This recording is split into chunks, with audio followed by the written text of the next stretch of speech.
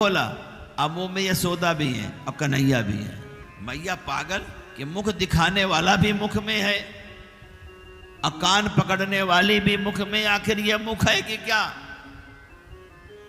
जब तुम भगवान के सम्मुख जाओगे ना तो यही समझ पाओगे कि तुम भगवान में हो, भगवान तुम में है, तुम हम में हो, हम तुम में हैं। यही समझ में आ जाए तो भेद मिट जाए। जब भगवान पूरे ब्रह्मांड को उठाए हैं तो तुमको भी तो उसी में लिए बैठे हैं। तुम भगवान से बाहर हो कहां? भगवान से अलग हो कहां?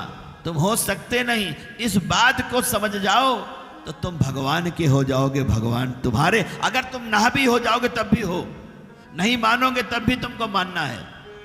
तुम मानो ना मानो, है ही बात ये सही। तुम्हारे न मानने से अस्तित्व थोड़ी मिट जाएगा। तुम भगवान के हो, तुम मानो ना मानो।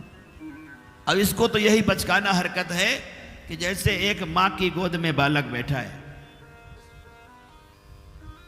और पिता आ गया तो मां कहती है देखो देखो ये तेरे पिता आए हैं,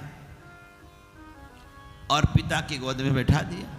पिता दुलारा, मेरे बच्चे, मेरे प्यारे, तुम मेरे पिताजी नहीं हो, तुम मेरे बेटे हो, नहीं तुम मेरे पिताजी नहीं।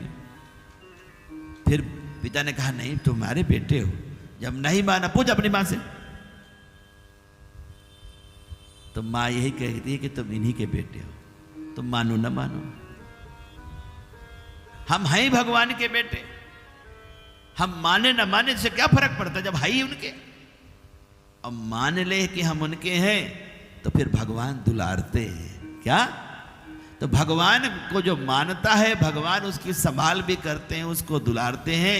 ऐसे परात्पर ब्रह्म ने ऊखल बंधन की लीला भी की उनके कल्याण के लिए, क्योंकि वो